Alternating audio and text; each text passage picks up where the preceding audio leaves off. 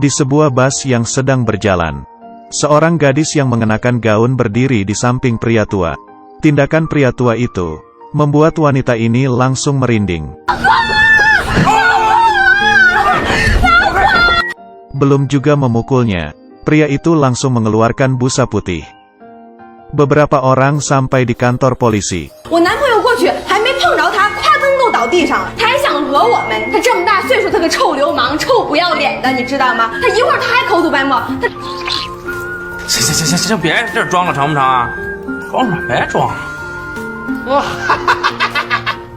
Pria tua ini melihat keluar jendela, seperti teringat sesuatu.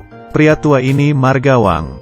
Di tahun 1980-an, dia juga seorang polisi, selalu mengendari motor 3 roda menjemput anaknya Yan pulang pergi sekolah.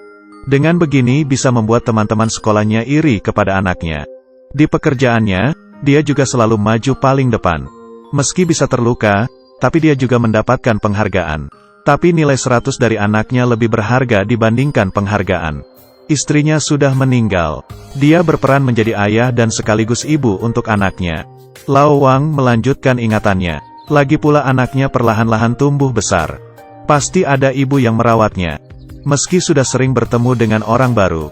Setelah mereka mendengar dia punya anak, yang awalnya ngomong seperti biasa, tiba-tiba pun hancur.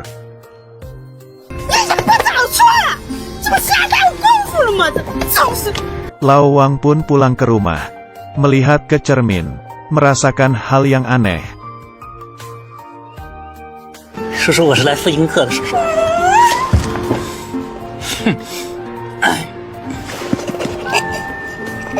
Sayur yang dibesarkan susah payah dimakan oleh babi.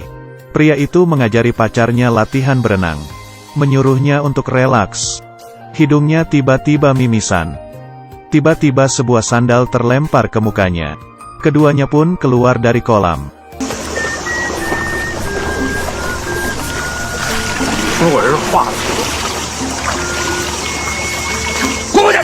Sayur yang susah payah dibesarkan pun dimakan babi lagi. Sampai di rumah, Lao Wang sudah berubah menjadi ayah yang lemah lembut. Tapi anaknya tetap saja menangis di dalam kamar. Tidak hati-hati, benar-benar menggantung diri. Untuk saja di saat Lao Wang masuk, langsung menarik anaknya turun.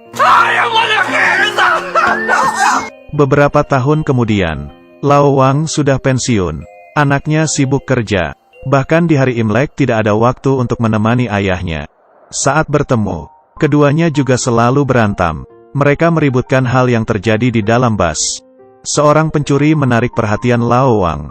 Tapi anaknya menahannya. Dia tetap menerjang.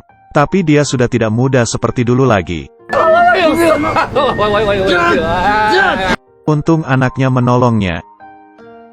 Tapi karena hal yang dia lakukan, ayah dan anak ini berantem hebat.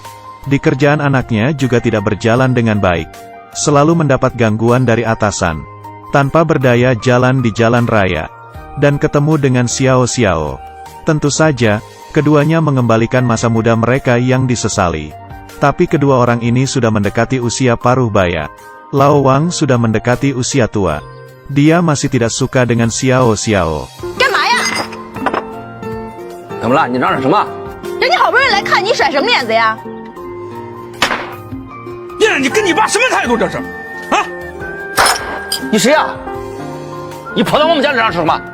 Lao Wang masih menahan harga dirinya.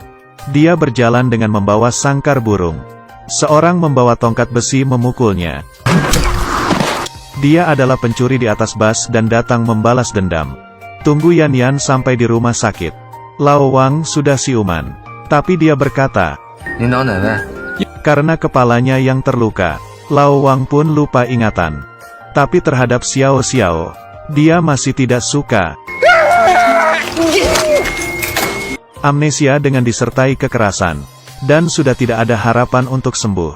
Selanjutnya Yan sambil kerja sambil menjaga ayahnya. Xiao Xiao juga bisa datang menemaninya. Tapi harus menghindari Lao Wang. Yan tiap hari akan mengajari ayahnya hal-hal yang dasar. Seperti ayahnya mengajar dia di saat masih kecil. Dia memutuskan untuk menikah dengan Xiao Xiao. Sebenarnya ayahnya tidak tahu, tapi dia tetap memberitahu ayahnya. Selanjutnya, pernikahan sangat ramai.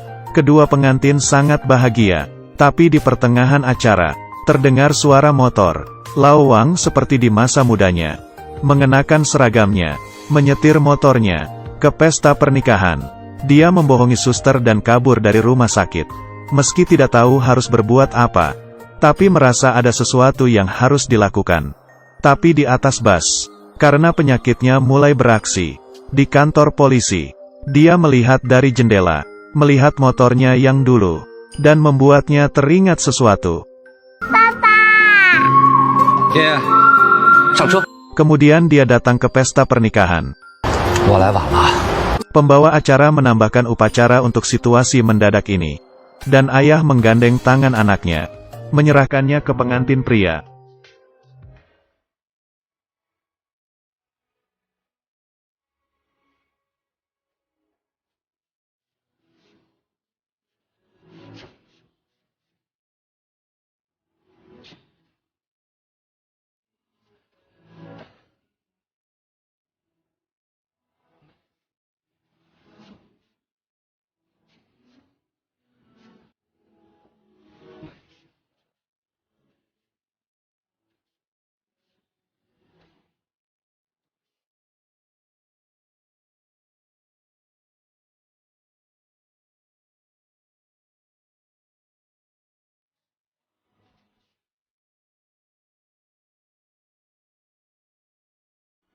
Dia perlahan-lahan melewati pengantin pria. Tapi tidak berhenti.